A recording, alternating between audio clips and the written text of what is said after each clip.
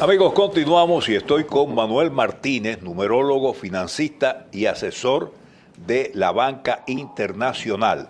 Y viene también aquí Benjamín F. de Yurre, que es economista y columnista del Nuevo Herald. Manuel Martínez precisamente viene de México. Acaba de venir de México y precisamente Benjamín hizo un artículo sobre en el periódico de ayer. El periódico de ayer, sí. Sí, señor.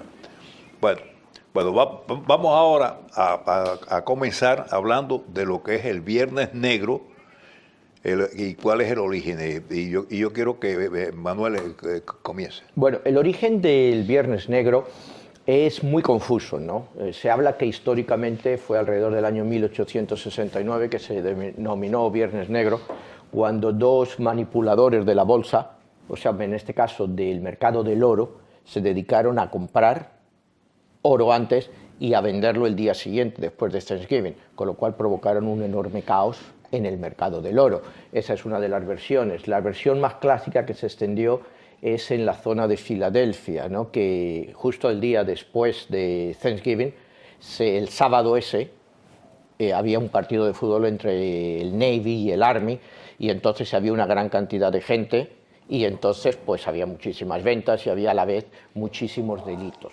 La versión clásica que nosotros tenemos del Black Friday es relativamente reciente, de los años 80, y es puramente comercial, ¿no? O sea, realmente no existe una base histórica, sino que realmente pues después del día de Thanksgiving pues empezaron a poner las cosas a un precio muy descontado para que se produjeran muchas más ventas. Ten en cuenta que las ventas en Estados Unidos entre Thanksgiving y Navidad representan el 30% de todas las ventas anuales. Entonces estamos hablando de que el año pasado se rozó unas ventas en esa época de alrededor de 65.000 millones de dólares, ¿no?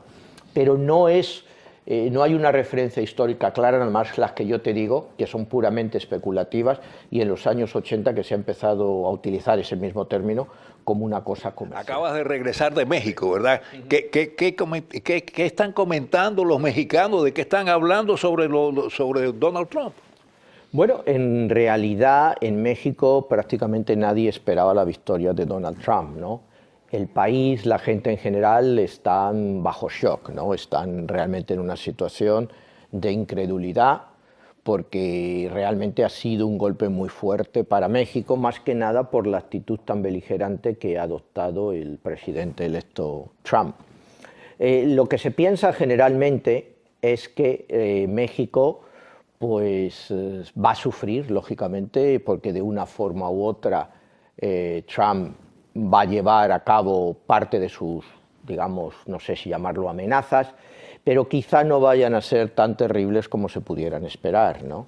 El hecho de que Trump quiera renegociar el Tratado de Libre Comercio, que el Tratado de Libre Comercio es, claro, no es lo mismo, como se dice en México, que en México se define Tratado de Libre Comercio de Norteamérica, que como es en inglés, que en inglés es NAFTA, que es North America Free Trade Agreement. Agreement, no tratado, es acuerdo. Al ser un acuerdo, este acuerdo puede ser renunciado por cualquiera de los tres países, México, Estados Unidos y Canadá, con tan solo dar 6 meses de preaviso. Estados Unidos se podría salir totalmente de NAFTA dando 6 meses de preaviso, lo mismo que podrían hacer México y Canadá. Es un punto muy importante a la hora de entender esto, porque no es un tratado sino un acuerdo.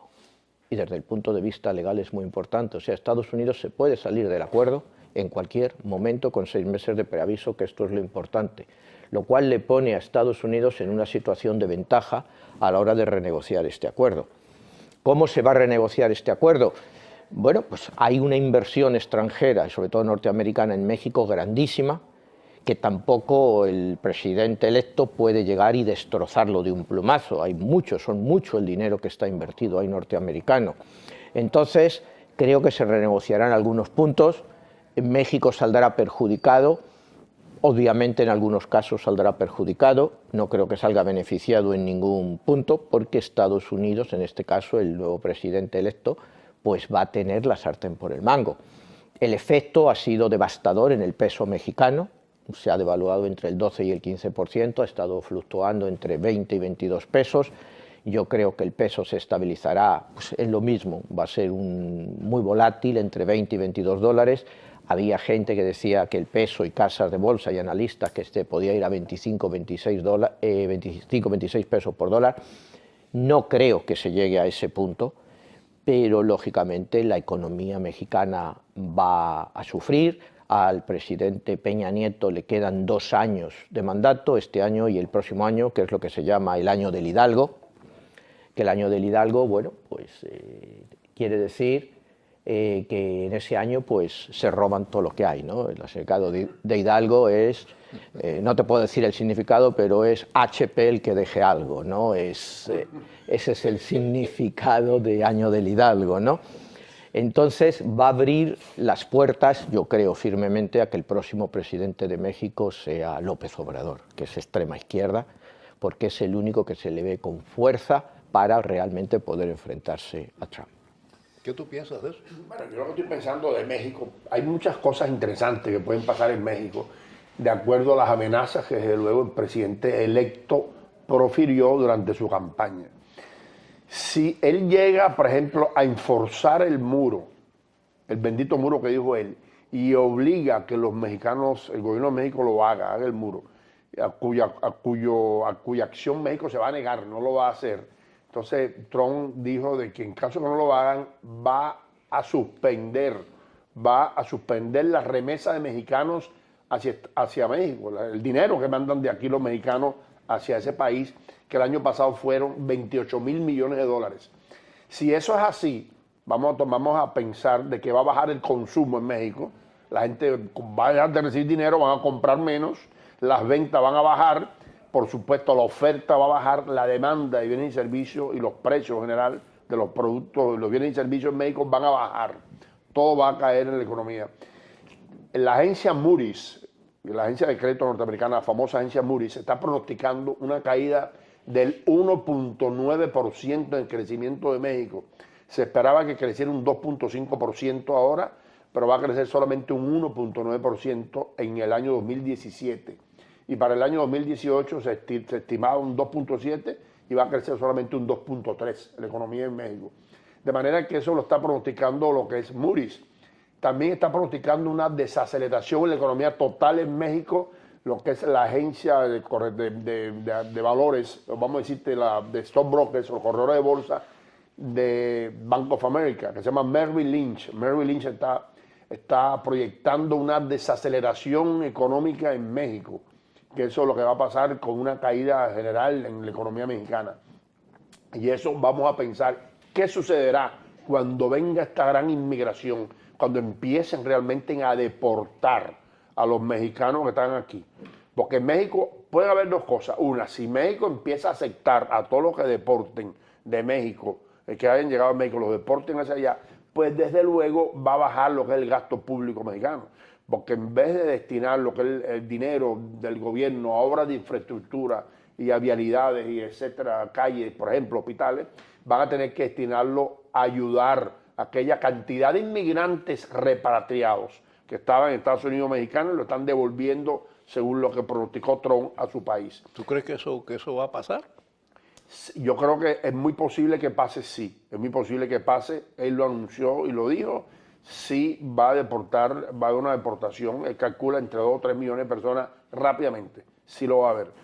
Entonces es peligrosísimo porque en México, vamos a suponer que si los acepta, que es lo que todo el mundo tiene pensado, pues desde luego esa gente hay que mantenerla llegando a México. Eso disminuye lo que es el gasto público mexicano, aumenta las tasas de intereses bancarias, desde luego van a aumentar los préstamos, el costo del dinero va a ser mucho mayor, se va a poner la vida más cara en México aún de lo que está. Eso es lo que se tiene pensado con esta inmigración masiva, con este retorno de los inmigrantes mexicanos hacia México. Eso puede pasar. La otra cosa es que México se niegue a aceptar a los inmigrantes. Puede decir que no los acepta, no los acepto de regreso. Si no los acepta, las cárceles aquí se van a ver hacinadas en Estados Unidos. Y desde luego el negocio va a ser, es que yo estoy pensando, las cárceles privadas que tuvieron un margen de ganancia el año pasado de 135% en el negocio. van a empezar a florecer las cárceles privadas para tener a toda la gente que no las pueden ¿Tú crees que deportar. eso pueda pasar? Mira, Creo que eso sería un desastre. Yo creo que hay que poner todo esto en perspectiva. O sea, deportaciones masivas. Durante la administración Obama ha habido 2.4 millones de deportaciones. Lo que pasa es que el gobierno de Obama pues lo ha mantenido discreto y no lo ha dicho, pero ha habido 2.4 millones de deportaciones. El presidente electo Trump habla entre 2 y 3 millones de deportaciones. Si lo hace como lo hizo el presidente Obama, no creo que la repercusión sea tan grande. Yo creo que como lo va a hacer el presidente electo, va a ser muy televisivo, ¿no? O sea, va a ser muy televisivo, va a hacer deportaciones masivas, vas a ver en imágenes en televisión, la policía, anti-inmigración entrando, arrestando gente, gente tirada en el suelo, familias, niños llorando, y eso va a durar 3, 4 meses y la gente se va a saturar. Y a partir de ahí se han acabado las deportaciones masivas. Yo creo que Trump va a ser un pragmático, va a darlo mucho a publicidad y va a parecer que realmente está haciendo grandes salidas de emigrantes. Pero creo que va a utilizar la televisión como eso, cosa que Obama no utilizó. Pero va a llegar un momento en que las deportaciones se acaben porque deportar tantísima gente es malo para la economía norteamericana. O sea, estas personas que aceptan salarios que son muchísimo más bajos que los sueldos mínimos que se reciben en los estados. Entonces, ahí volviendo a lo que decía Benjamín, México, acepte o no acepte los emigrantes, si te los ponen en la frontera, si México no puede dejar de aceptarlos o no, de la forma que te están haciendo las deportaciones, te los llevan a la frontera y ahí los dejan, y no los vuelven a dejar entrar, se quedan en México. Por eso, una cosa que quería decirte, Manuel, que es la siguiente, que es importante, interesante. Hay un estudio que yo leí sobre las deportaciones de Obama que dicen, ¿no?, que tiene 2.4 millones de deportados. Hay un estudio que yo leí que dice que la mayoría de esos deportados, por ejemplo, el año pasado 700.000 deportados, dicen que eran personas que recién cruzaron la frontera, apenas cruzaron la frontera, los devolvieron. Técnicamente es una deportación. Pues son gente que lo agarraron, cruzaron la frontera y lo que hicieron, no puede entrar, devuélvanse. Se considera una deportación. Pero si son 700.000 el año pasado, imagínate tú, no es una deportación real.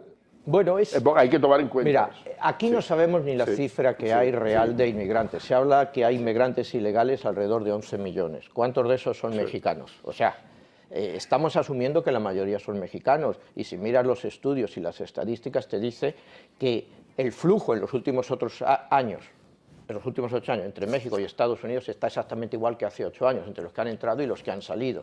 O sea que la población mexicana inmigrante ilegal en este país no ha aumentado tanto. Lo que pasa que el mexicano pues, ha sido el estereotipo que se ha utilizado en esta campaña de odio que hemos vivido todos, ¿no? Y no sé, México sí va a sufrir, pero yo creo que México es un gran país y eventualmente será capaz de superar eso. A nivel de gente, renegociación del tratado, yo trataría, si fuera mexicano, de renegociar el tratado, pero un poco a mi favor, ¿no? Por ejemplo, te voy a poner el caso de Walmart. Walmart, pues una cadena, todos sabemos lo que es. En México, Walmart te paga salarios mínimos a todos los trabajadores. El salario mínimo en México es 80 pesos diarios, alrededor de $4.50 al día, por unas jornadas de trabajo brutales, en las cuales a veces no te pagan ni overtime.